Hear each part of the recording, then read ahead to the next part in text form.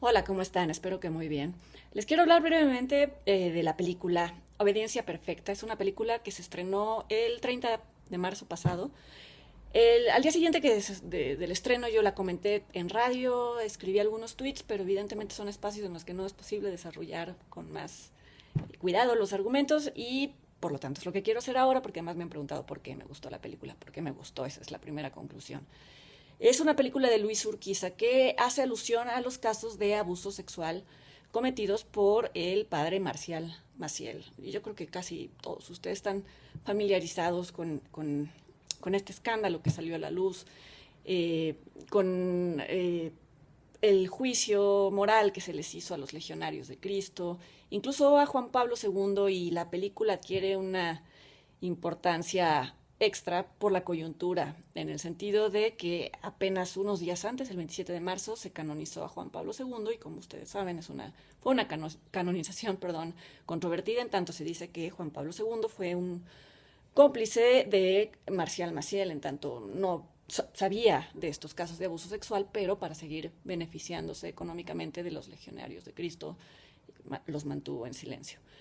Y la película habla de esto, evidentemente, pero hay un tema que es más importante creo que es creo que es lo que la separa de un documental, de un libro, de los muchos que ya se han escrito, de los muchísimos reportajes que se han hecho.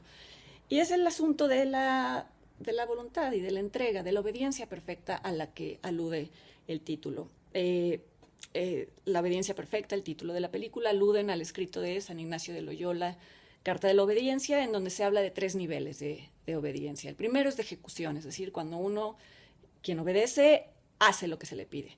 El segundo es de voluntad, cuando uno, quien obedece, quiere lo mismo que aquel que se lo está pidiendo, aquel entendiendo a Dios o a su intermediario en la tierra, una autoridad espiritual, un sacerdote.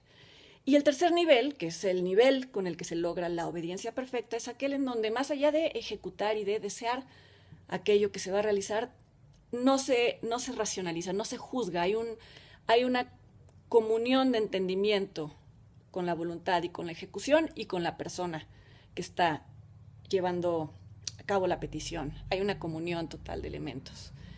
Y ese es el tema que con recursos cinematográficos, y eso es el punto al que quiero llegar en unos segunditos, es lo que creo que hace una buena película.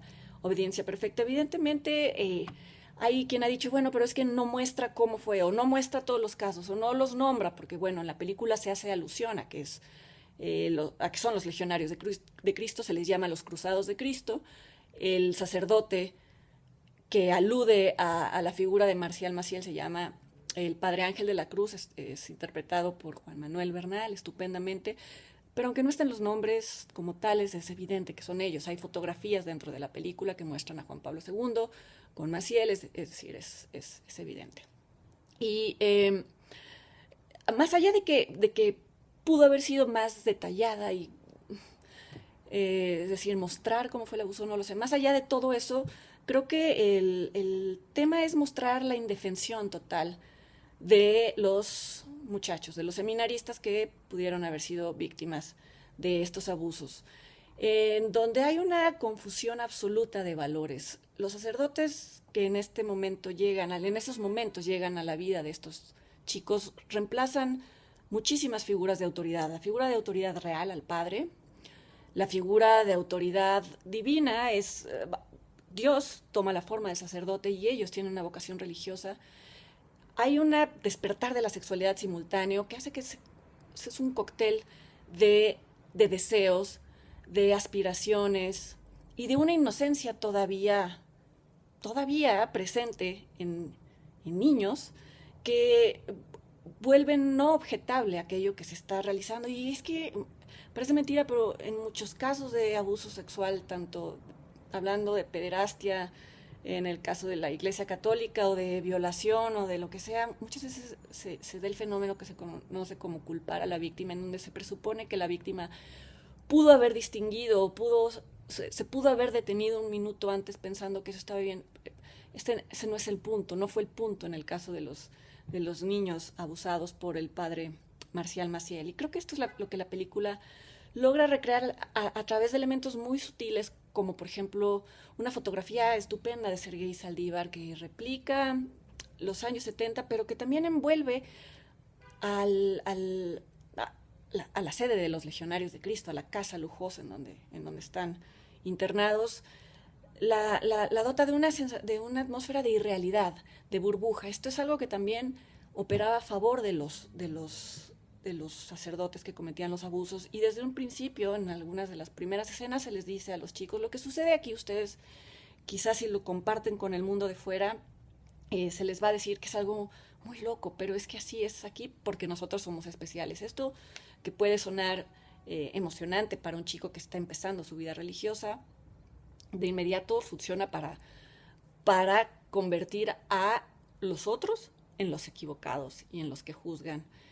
Y además de la presión real, que repito, no se vuelve evidente en la película, no hay escenas en donde se muestre el abuso como tal. Sí se mezclan elementos religiosos, que es otro de los elementos de confusión que opera dentro de ellos. Hay tomas muy cuidadas, pero muy sugestivas, en donde, por ejemplo, en el momento en el que Maciel hace de el joven protagonista su consentido, el joven que va a encarnar o va a ser la figura simbólica para representar a todos los demás, el encuadre de la toma es él estando en una posición arrodillada frente al... bueno, voy a decir Maciel, pero usted es un personaje y sabemos a qué me estoy refiriendo, que lo toma de la cintura para abajo, es decir, evidentemente se puede inferir un acto de felación que no sucede en ese momento, pero que sucederá, obviamente, y están las claves de todo lo que sucedió en silencio. Y también creo que, claro, hay que mostrar lo que es terrible, pero esta película está enfocada en el infierno interior de los jóvenes. Algunos escenarios, como un laberinto, también sirven como metáfora de la confusión. Y la actuación estupenda, y no me voy a cansar de repetirlo, de Juan Manuel Bernal, también incide en este logro de la película. Más allá de mostrar a un sacerdote impositivo, lo vuelve seductor para ellos. Nosotros que lo vemos de fuera, como espectadores, como como personas que en retrospectiva sabemos qué sucedió, lo vemos como un tipo arrogante, sobrado de sí mismo, como se dice normalmente, que se siente por encima incluso del juicio de sus colegas o del juicio divino. Y hay una burla, es socarrón con respecto a cualquier ley ética. Y sin embargo, esto a los chicos los puede confundir con una personalidad segura de sí misma. Todo lo que les estoy diciendo, evidentemente, es mucho más apreciable en pantalla. Y el punto al que he querido llegar desde que empezó el video es que creo que lo que es loable de Obediencia Perfecta es que reúne los elementos que hacen una buena película, que es una oportunidad coyuntural. Creo que yo sí lo veo como un valor. Muchas personas dicen que no importa si tiene o no que ver con algo que esté sucediendo. ¿Por qué? Porque finalmente está hablándole a un público mexicano en particular, con problemas y preocupaciones muy concretos, pero que tampoco pierde de vista que tiene recursos cinematográficos que echar, de los que puede echar mano, y que al final son los que van a lograr una empatía en el espectador. Yo intenté verla el día del estreno, que no fue un viernes sino un jueves, y estaban llenas todas las funciones, y creo que esto es una buena señal. No todas las películas que llenan las salas son buenas películas, pero evidentemente esta no es una película fácil o, vamos, que sirva de evasión, como suelen ser las películas que llenan salas, sino que plantea un reto emocional e intelectual al espectador en el mejor de los sentidos, y que lo hace de la mejor manera, que es involucrándolo. Entonces creo que es el tipo de películas que sí le hacen bien al cine mexicano, y me animo y apuesto que va a ser, me animo a decir y apuesto que va a ser una de las películas más celebradas, tanto por el público como por los premios mexicanos, cuando concluya este periodo. Vayan a ver qué les parece y me cuentan. Y nos vemos aquí en este espacio pronto.